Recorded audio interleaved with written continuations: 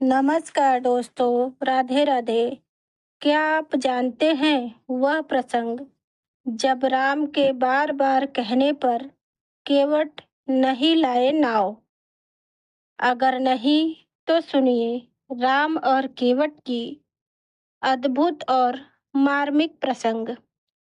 रामचरितमानस के अनुसार जब दशरथ जी की आज्ञा मानकर राम, लक्ष्मण और सीता अयोध्या छोड़कर वनवास जा रहे थे तो रास्ते में उन्हें गंगा पार करनी थी, जिसे पार करने के लिए राम जी केवट को बुलाते हैं। भगवान राम के नाव मांगने पर केवट उन्हें ऊपर से नीचे तक निहारा और वह जान गया कि यह भगवान श्री राम ही हैं, पर उसने नाव लाने से मना कर दिया। गोस्वामी तुलसीदास जी रामचरित मानस में लिखते हैं, मांगी नाव न केवट आना, कहहि तोहार मरम मैं जाना। जिस पर राम जी ने नाव न लाने का कारण पूछा तो केवट ने कहा, हे प्रभु, आपकी लीलाओं से मैं अच्छी तरह से अवगत हूँ।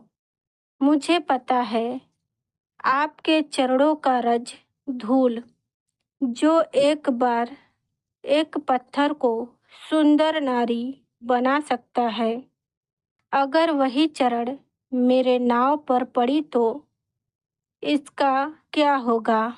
मैं तो लुट जाऊंगा। यह नाव ही मेरे परिवार का भरण पोषण करती है, और दूसरी बात, यदि यह भी नारी बन गई तो मैं अपनी पत्नी को क्या जवाब दूंगा?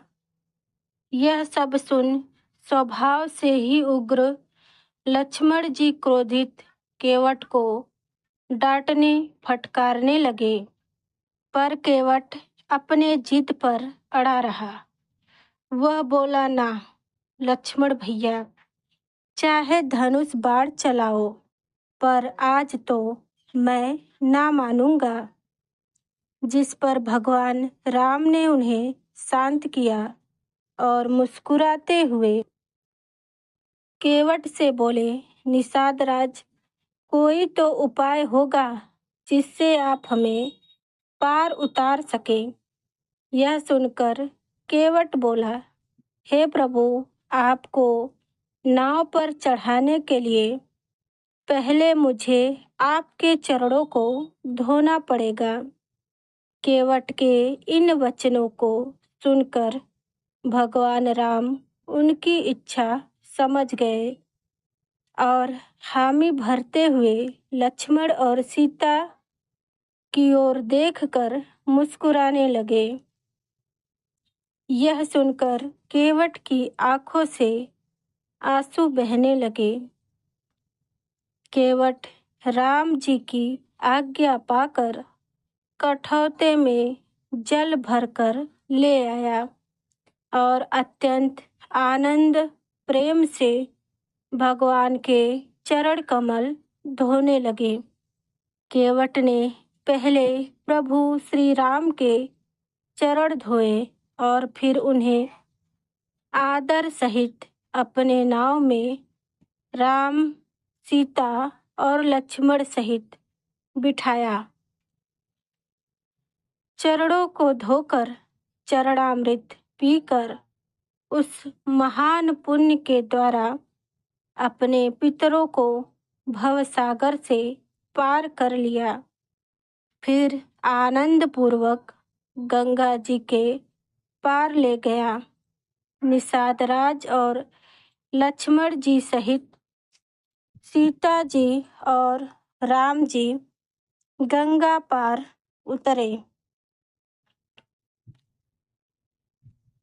उतरने के बाद केवट ने उन्हें दंडवत प्रणाम किया और उसको दंडवत प्रणाम करते देख प्रभु को संकोच हुआ कि इनको कुछ दिया नहीं। पति के हृदय की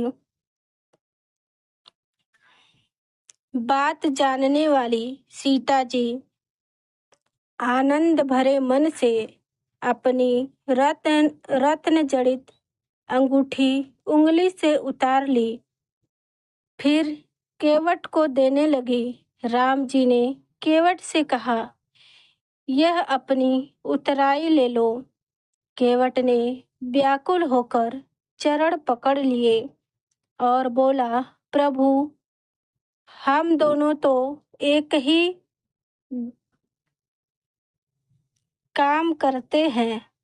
प्रभु, आज आपको इस नदी से पार लगाया है। कल जब मैं आपके पास आपके लोक आऊंगा तो कृपा करके मुझे भवसागर से पार उतार देना। राम जी ने केवट को मित्र कहकर गले से लगाया और वचन दिया कि जब 14 साल बाद अयोध्या लौटूंगा तब तुम्हारे यहाँ जरूर आऊंगा। 14 वर्ष बाद राम जी अयोध्या वापस लौटे तो पुष्पक विमान रुकवाकर कुछ समय के लिए अपने मित्र केवट के यहाँ रुके। निषाद राज अपने पूर्व जन्म में कछुआ थे। एक बार की बात है, उसने मोक्ष के लिए शेष शैया पर शयन कर रहे भगवान विष्णु के अंगूठे का स्पर्श करने का प्रयास किया था। उसके बाद 1 युग से भी ज्यादा वक्त तक कई बार जन्म लेकर उसने भगवान की तपस्या की और अंत में त्रेता में केवट के रूप में विष्णु के अवतार भगवान राम के हाथों मोक्ष प्राप्ति का अधिकारी बना। जय श्री राम।